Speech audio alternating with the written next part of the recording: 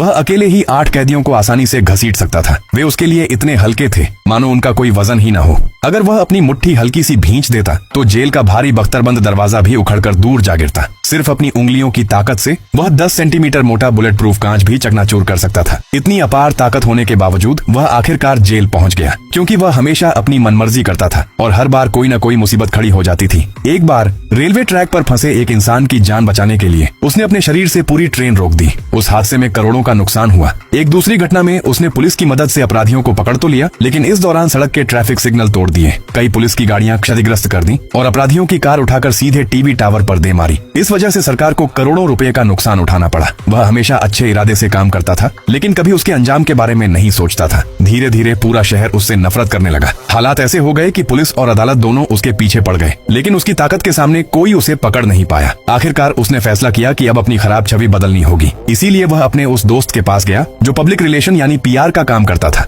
उसने उसे सलाह दी कि उसे प्रेस कॉन्फ्रेंस करके सबके सामने माफी मांगनी चाहिए और खुद जाकर कानून के सामने आत्मसमर्पण कर देना चाहिए। पहले तो उसे उसकी बात मजाक लगी, लेकिन अगर सच में अपनी छवि बदलनी थी तो उसके पास कोई दूसरा रास्ता भी नहीं था। वह खुद चलकर जेल पहुंच गया। अंदर जाते ही वह हैरान रह गया। वहां मौजूद ज्यादातर कैदी उसके ही पुराने परिचित थे, क्योंकि उनमें से अधिकतर लोग उसकी वजह से ही जेल पहुंचे थे। सभी उससे बदला लेना चाहते थे, लेकिन उसे इसकी कोई परवाह नहीं थी। तभी एक कैदी अपनी ताकत दिखाने के लिए उसके सामने आ गया। उसने उसे एक ही पल में सबक सिखा दिया। आसपास खड़े पुलिस वाले समझ चुके थे कि उसका अंजाम अच्छा नहीं होने वाला। कुछ समय बाद उसका पीआर वाला दोस्त उससे मिलने आया। उसने बताया कि अदालत ने उसे पूरे 8 साल की सजा सुनाई है। यह सुनकर वह भी हैरान रह गया। उसने गुस्से में अपनी उंगली का नाखून 10 सेंटीमीटर मोटे बुलेट प्रूफ कांच पर हल्का सा घुमाया। अगले ही पल पूरा कांच दरारों से भर गया। फिर वह बख्तरबंद दरवाजे के पास गया और उसे हल्के से पकड़कर खींचा। विशाल लोहे का दरवाजा तुरंत तोड़कर दूर जा गिरा। वह वहां से निकलने ही वाला था कि उसके दोस्त ने उसे रोकने की कोशिश की, लेकिन वह उसे रोक नहीं सका। फिर उसने गुस्से में चिल्लाते हुए कहा, अगर तुम हमेशा ऐसे ही गैर जिम्मेदार बने रहोगे तो तुम्हारी सुपर ताकत का आखिर क्या फायदा। तुम्हें धैर्य रखना सीखना होगा।